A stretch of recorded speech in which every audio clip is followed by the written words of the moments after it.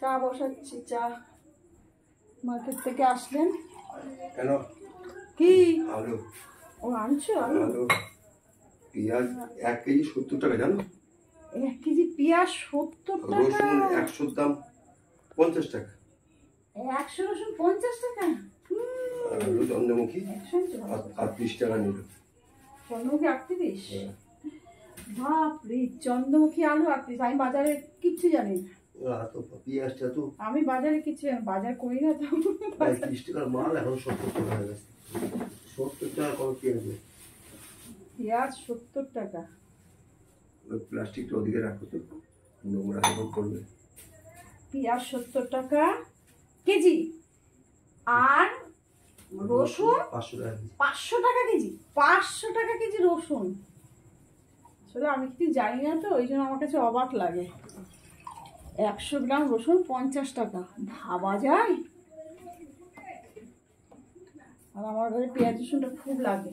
এখানটা ঢুকিয়ে দিলাম। আগে আগে দুটো পেঁয়াজ ছিল।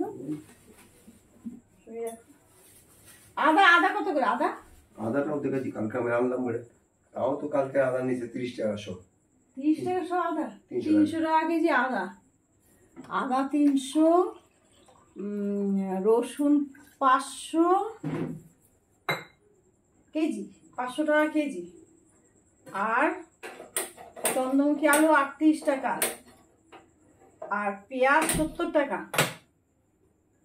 চিন্তা করছো কি খাবো? খেতে তো হবেই, যতই দাম বাড়ুক খাওয়া কমবে না।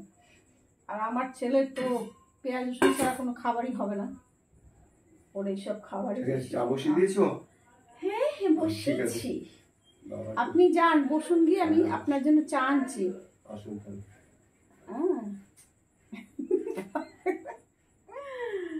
চা বসিয়ে দিচ্ছি, রেস্ট নিতে পারলাম না।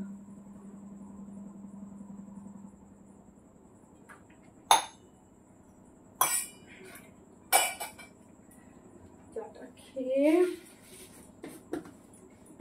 তবে কাজ আছে।